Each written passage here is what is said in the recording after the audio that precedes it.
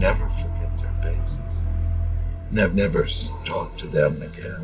What area of the house you were in, you were watched? He quit talking. He wouldn't answer a question. He kept looking around the rooms.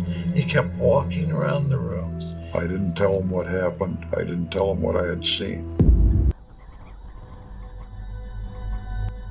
क्या आप भूत प्रेतों की कहानियों पर विश्वास करते हैं?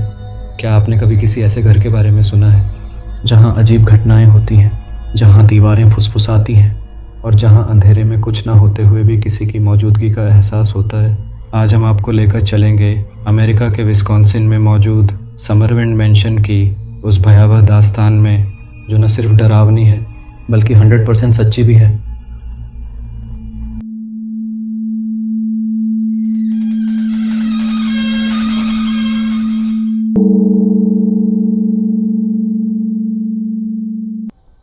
साल था 1914।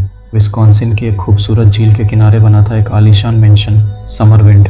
इस महलनुमा घर को बनाया था रॉबर्ट लेमोंट नाम के एक अमीर इंसान ने। देखने में यह किसी सपनों के महल जैसा लगता था, लेकिन जो राजे इस घर के भीतर छुपे थे वो किसी बुरे सपने से कम नहीं थे। कहते हैं कि जब लेमोंट अपने परिवार के साथ इस घर में रहने आए तो पहले कुछ दिनों तक सब कुछ सामान्य था, लेकिन एक रात अचानक घर की दीवारों से अजीब आवाज़ें आने लगीं। कभी किसी के फुसफुसाने की आवाज़ें, तो कभी छत पर किसी के भारी कदमों की धमक।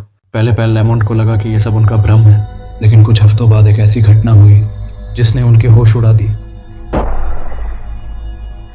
एक रात लेमोंट अपनी स्टडी में बैठे थे, तभी उन्होंने देखा कि उनके कमरे के दरवाजे पर एक साया खड़ा है।